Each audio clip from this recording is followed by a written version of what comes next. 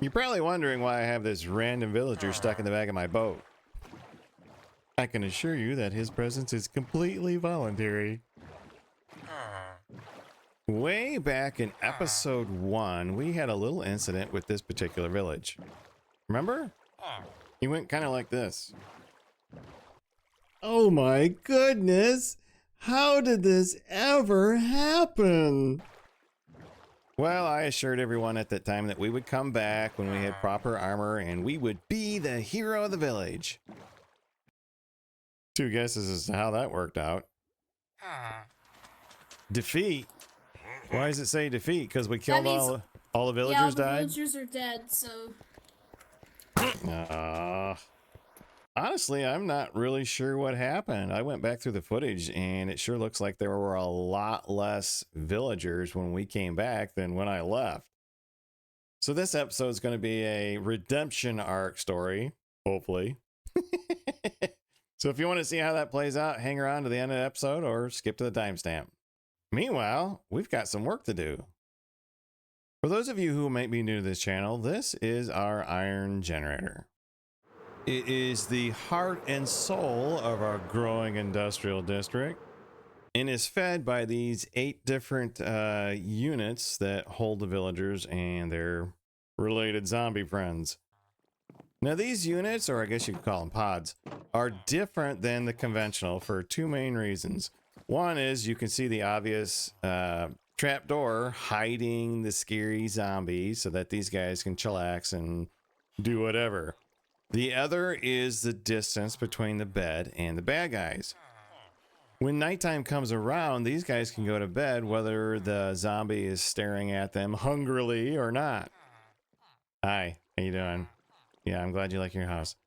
But ultimately, this fence gate here...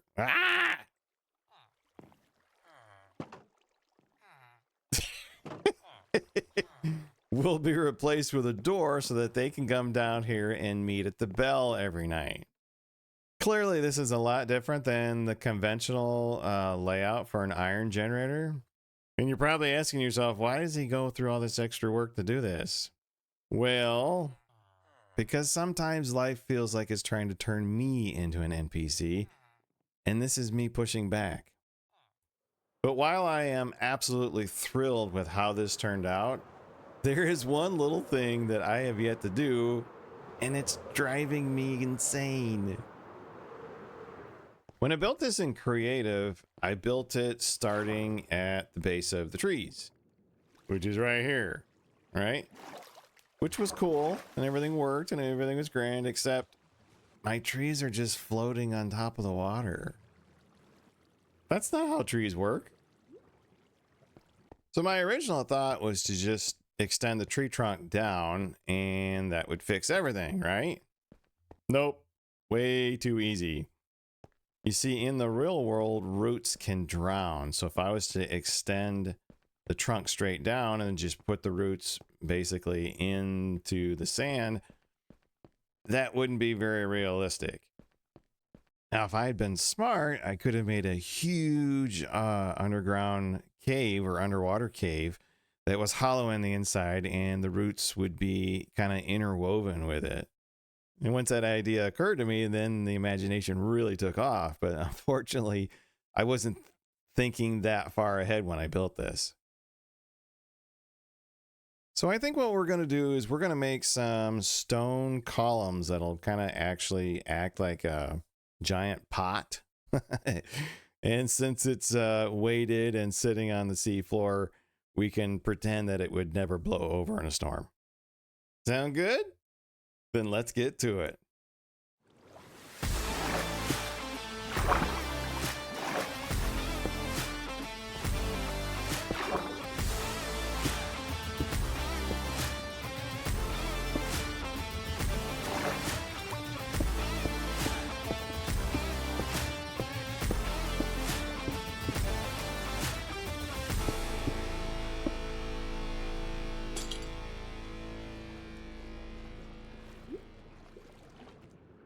Alrighty, so this is what we have above water, and now when we go below, below, can I see anything? Ah, there we go. We have these little, I don't know, planters for the giant trees. They have their appropriate counterweights, or I don't know, anchors, would you call them? That hold them in place. So it kind of looks like it works. I mean, it's better than a floating tree. Then, of course, we bone milled a whole bunch of colorful coral on here. So yeah, this is definitely an improvement. It looks a lot more finished anyhow. We still got to add some mossy carpet up here to give it that sort of natural appeal. But all in all, I'm really happy with this.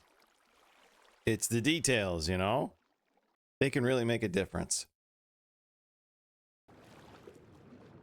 Hey, Mr. Dolphin, you're pretty smart. I got one for you. Yeah, I got one for you. Why did the kitty get an A on their English assignment? Because they properly used an independent clause? Get it? Clause? Because cats have claws? Yeah, it's probably a little too close to summer vacation for that one, isn't it? Okay, starting recording, and let's see. I gotta set my spawn. Don't forget to set your spawn. Yep, that's what it's on. Round 2. Coward style. Hajime.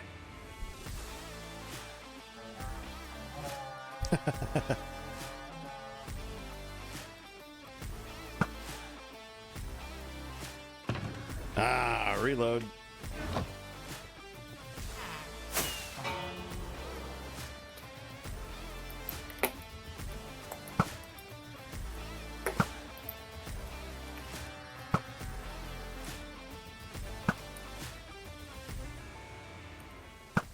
Oh, did you see that?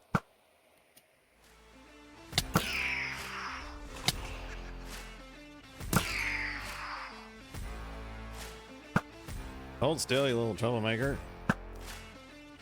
2 more. Where's the last 2? Give me a sec, I can check. There's a totem out there. I saw. Yeah, they're zeroing in on you, buddy.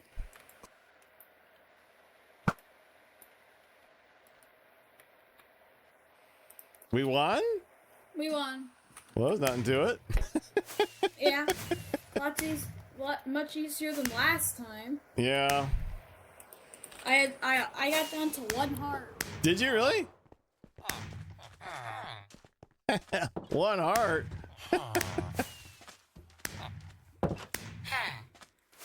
We lost a lot of iron golems, that's for sure. Yeah, I don't really care about those guys, but I don't think we lost any villagers. Yeah. Looks like the walls helped, and the cactus. And the cactus, yeah. Iron golems. Having defenses helped. That's Yes, surprising. yes it did. So, yeah, we won. And not a single villager lost. There's one more thing I want to talk about before we get out of here, and that is I stumbled across an amazing video by a guy by the name of Verwave. I'll put the link below. But the video is about a teleporting machine. And if it's legit, because I haven't built it yet myself, but if it's legit, it could be as game-changing as the basic iron farm was to the beginning of Minecraft. So basically, this guy is using redstone and stasis chambers to carry you all over the map without ever basically going into the nether or anything along those lines. It would make moving around the map very, very easy, very, very convenient. It removes the whole need for ice highways and all that stuff. Again, I'll put the link below. I've watched it several times. It looks fairly straightforward and yet somewhat scary. But I really believe that if I can get the hang of this, it's going to change everything. I immediately thought of a sort of futuristic, utopian sort of city kind of skyline build. But my project list is so full right now, I can't even hardly stand it. It's actually kind of frustrating. I'm missing out on a really great SMP just because I've got 2 different series going on. Oh yeah, did I mention I've got a long play series coming out? This new series is going to be like most long plays, but with the Max D twist. we're going to do things a little differently. So if you need something in the background, if you're doing something and you just want to chill out and watch some laid back sort of Minecraft, then consider this long play series. You know, give it a look, see, check it out, and leave a comment as to what you like and didn't like, and we'll see if we can incorporate that into the series. If you found value from this visual escapade, then please give me a thumbs up or even subscribe. Oh yeah, did you guys see we cleared the 200 mark? Hey, big nose. Oh man, I was watching that subscriber count go and I was like freaking out. You guys made my whole month with that. So from the very bottom of my heart, thank you. Thank you, thank you, thank you, thank you. I really, really appreciate that. And as usual, remember guys, when you're building a new world, find a way to treasure the process and build it your way. Thanks for watching, everybody.